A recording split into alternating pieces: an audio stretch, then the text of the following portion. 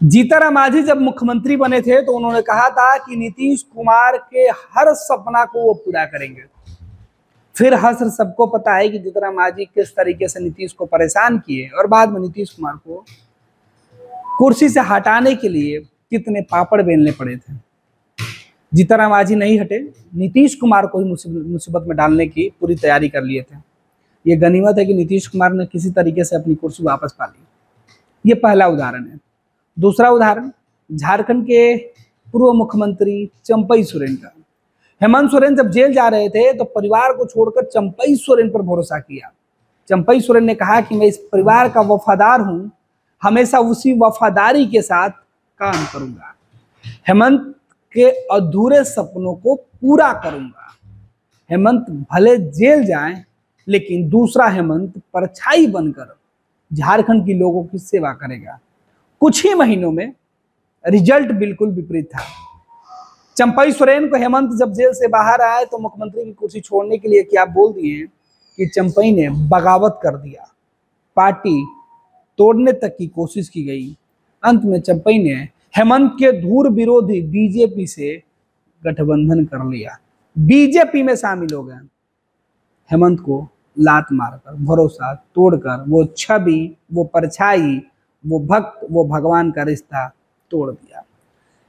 अब इन दोनों कहानियों की चर्चा हम इसलिए कर रहे हैं कि दिल्ली में, देश की राजधानी और सबसे समझदार लोग जिस जगह पर रहते हैं, अब वहां की कहानी है। दरअसल अरविंद केजरीवाल की पार्टी आम आदमी पार्टी की सरकार दिल्ली में चल रही है। आम आदमी की झाड़ू जब चली तो दिल्ली में बीजेपी और कांग्रेस पिछले 2 चुनाव में दूर फेंका गए। बीजेपी का तो नामो निशान नहीं तो कांग्रेस का पतन हो गया।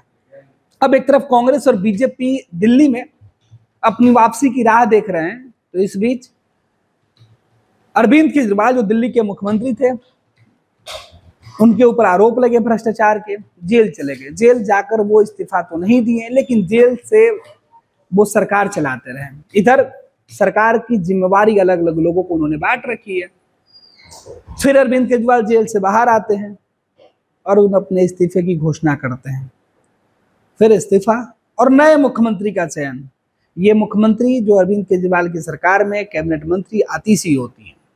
आतिशी पर अरविंद केजरीवाल का भरोसा, आम आदमी पार्टी का भरोसा इतना ज्यादा हुआ कि उनको कई विभाग की जिम्मेवारी अरविंद केजरीवाल ने पहले ही दे रखी थी और अब मुख्यमंत्री की जिम्मेवारी।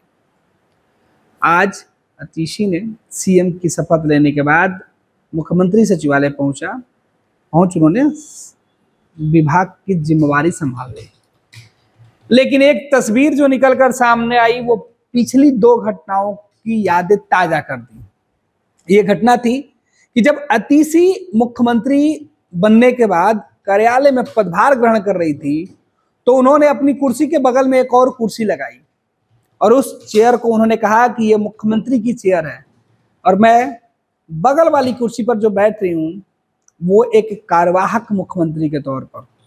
जैसे भगवान श्री राम के वनवास जाने के बाद भरत ने खड़ाऊ लेकर अयोध्या का शासन किया था, सामाजिक राजनीतिक जरूरतों को ध्यान में रखकर, ठीक उसी प्रकार मैं भी अपने केजरीवाल की मर्यादा को ध्यान में रखकर भगवान राम की तरह ही केजरीवाल की भरत बनकर उनके बगल में कुर्सी लगाकर, उनकी कुर्सी पर ना बैठकर बगल में कुर्सी लगाकर ही सीएम का कामकाज देखूंगी। और अगले 4 महीने बाद जब दिल्ली के अंदर चुनाव होंगे तो मेरी कोशिश होगी कि दिल्ली में मुख्यमंत्री की कुर्सी पर फिर से अरविंद केजरीवाल को वापस बिठाने की। मेरी पहली प्राथमिकता होगी दिल्ली के लोगों को बीजेपी के षड्यंत्र से बचाने की और अरविंद केजरीवाल को वापस मुख्यमंत्री बनाने की। ये वो दावा कर रही थी। अब इन दावों में जिस तरीके से आतिशी जो दिल्ली की मुख्यमंत्री हैं वो दावा कर रही हैं तो इन पिछले 2 दावों की याद आ रही है। पहले जीतन मांझी ने भी यही बात कही थी, यही बात दोहराई थी कि वो तो बस नीतीश कुमार की परछाया बनकर काम करेंगे, खड़ाऊ लेकर काम करेंगे, डमी सीएम के तौर पे काम करेंगे। कई तरह की बातें वो भर के सामने आई थी। चंपई को लेकर भी इसी तरीके से बातें हुई और यहाँ तो खुद आतिशी ही कह रही हैं कि वो अरविंद केजरीवाल को भगवान राम की तरह पूजेंगी, उनकी कुर्सी को संभाल के रखेंगी, उस कुर्सी पर नहीं बैठेंगी। सीएम की जो जिम्मेवारी उनको मिली है वो केयर टेकर की तरह मिली है। लेकिन ये कब तक? अब तक देखा गया है कि सियासत में जब भी किसी को कुर्सी दी गई है, वो राजनेता कुर्सी छोड़ने के वक्त बागी हो जाता है। और दिल्ली के सियासत में और आम आदमी पार्टी में तो कुर्सी के लिए जमकर बवाल मचा हुआ है।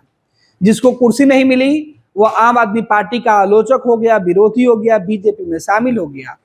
और अब मंत्री अतीशी की बारी है। अब देखना है कि 4 महीने के लिए मुख्यमंत्री बनने का दावा करने वाली अतीशी अगले कुछ महीनों में अरविंद केजरीवाल को लेकर क्या कुछ कहती हैं। खैर, अतीशी अरविंद केजरीवाल परिवार की काफी भरोसेमंद भी हैं, जैसे चंपई सोरेन हुआ करते थे, जैसे नीतीश कुमार के नजरों में जीतन मांझी हुआ करते थे। लेकिन अब दोनों एक दूसरे के दुश्मन हैं। अब अतीशी और केजरीवाल की बारी है। कहा जाता है कि अतीशी भी एकदम साधारण सी विधायक हुआ करती हैं, पहली बार की विधायक हैं। लोगों ने सोचा भी नहीं था कि अरविंद केजरीवाल उन पर इस तरीके से भरोसा जताएंगे। लेकिन सियासत में जब जब इस कदर भरोसा जताया गया है तब तब धोखा ही मिला है।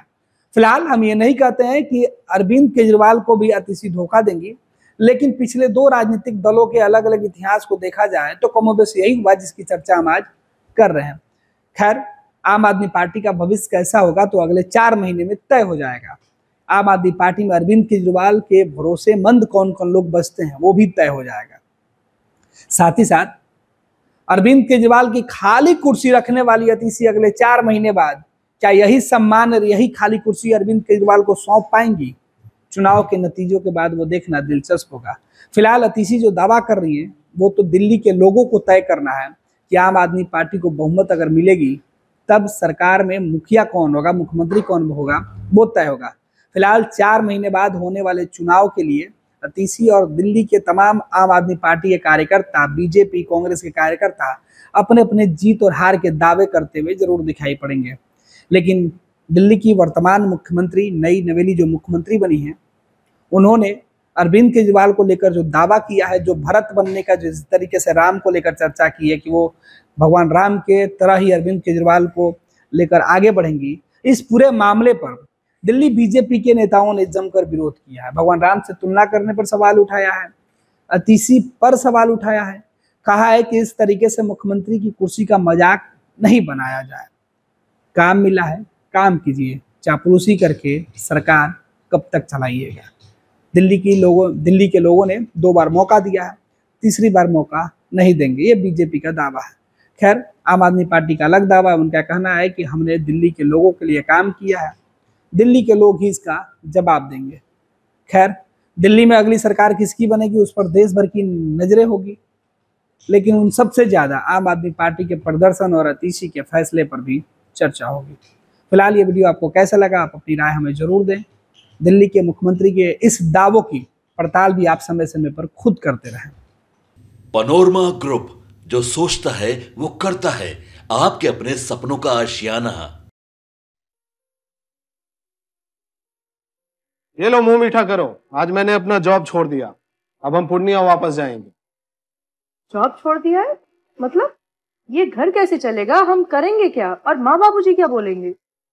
इसलिए मैं एक और मिठाई का डब्बा लाया। अपने बिजनेस के लिए लोन अप्रूव हो गया। अरे लोन अप्रूव हो गया वो तो ठीक है, लेकिन पूर्णिया में हम रहेंगे कहाँ? अपना घर भी तो नहीं है वहां। इसलिए तो एक और मिठाई का डब्बा अलग से लाया हूं। हमने पूर्णिया में घर ले लिया है, पूर्णिया के ई होम्स पैनोरमा में। पूर्णिया में पैनोरमा ग्रुप लेकर आए हैं ई होम्स पैनोरमा। बड़ा घर, आलीशान जिंदगी और अत्याधुनिक सुविधाओं के संग। अरे अब क्यों मुंह मीठा करवा रही हो? क्योंकि हम घर वापसी जो कर रहे हैं। घर वापसी की खुशी पूर्णिया में ई होम्स पैनोरमा के संग। ई Homes Panorama, luxurious lifestyle redefined.